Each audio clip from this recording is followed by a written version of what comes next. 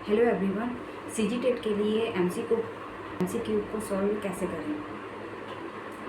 CG TET के लिए MCQ को सॉल्व करने के लिए सबसे पहले आप चैप्टर को खोलिए, चैप्टर को ओपन कीजिए और चैप्टर को पढ़ना नहीं है, सीधे आप एमसीक्यू में जाइए। एमसीक्यू में जाने के बाद में आप पहले एमसीक्यू को सॉल्व कीजिए जो आपको जितना आता है, और साइड में एक कॉपी रख लीजिए और जो जो क्वेश्चन नहीं बन रहे हैं उसको आप टिक कर लीजिए या उसका आंसर लिख लीजिए। मान लीजिए जैसे हिंदी का चैप्टर है उपसर्ग और प्रत्यय, ठीक है, उसको मैंने पढ़ा नहीं, सीधे मैं एमसीक्यू में चली गई।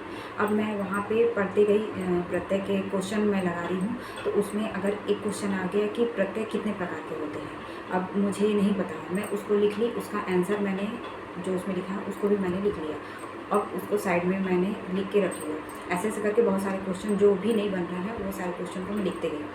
फिर उसके बाद में अगर आप जैसे 10 एमसीक्यू, 20 एमसीक्यू, 30 एमसीक्यू, जो भी जितना भी आपको ठीक लगे आपने उतना लगाया, ठीक, उसमें जितना है।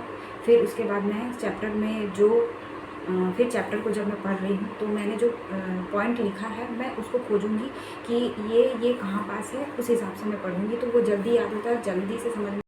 और एमसीक्यू आप लगाएं तो आप एमसीक्यू आप ऐसे लगाइए कि चैप्टर चैप्टर करके लगाइए पूरा। जैसे हिंदी का सब्जेक्ट है तो पूरा हिंदी का एमसीक्यू, पूरे हिंदी जितना हिंदी में चैप्टर है उतना पूरा आप मत लगाइए, आप एक एक चैप्टर करके लगाइए तो ज़्यादा सही होगा। एक एक चैप्टर आपको याद होता जाएगा, एक चैप्टर कंप्लीट होने के बाद में दूसरा चैप्टर के बाद में तीसरा, ऐसे करके लगाइए, पूरा एक साथ हिंदी को मत लगाइए।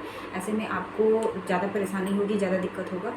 तो आप चैप्टर मान लीजिए मैंने मॉर्निंग में 3 चैप्टर पकड़े हैं, संज्ञा, सर्वनाम और विशेषण, ठीक है, तो मैं वो तीनों चैप्टर के पहले एमसीक्यू थोड़े थोड़े देख लूँगी कि उसमें कैसे एमसीक्यू पूछ रहा है, उस हिसाब से फिर उसके चैप्टर को पढ़ूँगी, ठीक। फिर मेरे पास जब फ्री टाइम रहेगा, मान लीजिए मैं कुछ काम कर रही हूँ तो मैं साइड में मोबाइल में एमसीक्यू लगा के उसको सुन भी रही हूँ, उधर से काम भी कर रही हूँ, ठीक है। तो एमसीक्यू मैं देखते जाऊँगी, सुनते जाऊँगी।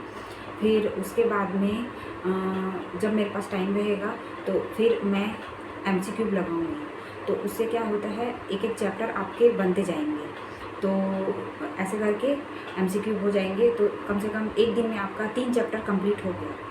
तो ऐसे करके आप कर सकते हैं।